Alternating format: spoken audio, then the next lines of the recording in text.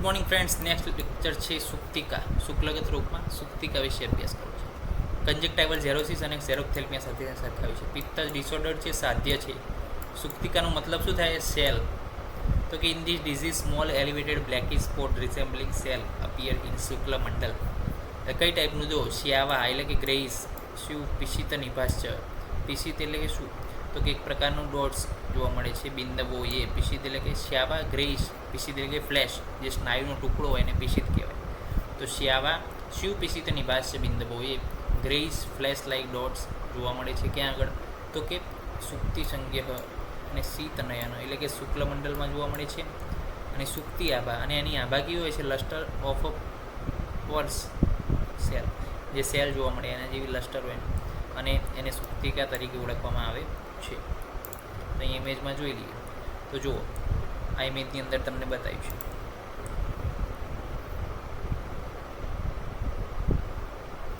કે એનો આભાસ કેવો છે? પર્લ જેવો છે, સુક્તિકા જેવો છે. પ્લસ એ જે છે ગ્રેઇશ ફ્લેશ કલરનું છે. સ્નાયુનો એક વિકાસ થાય એ ટાઈપનું જે છે ગ્રેઇશ ફ્લેશ કલરનું છે.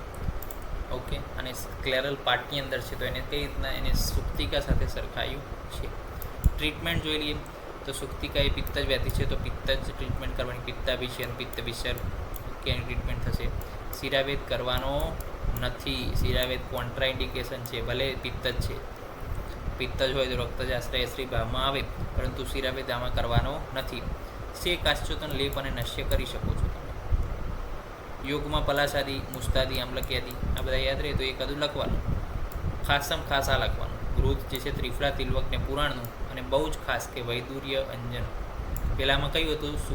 પિષ્ટકમાં શીઘ્રવાદી અને મહૌષધિ અંજન. જ્યારે આ સુક્તિકાની અંદર વૈદુર્ય અંજન એ ઉપયોગી છે.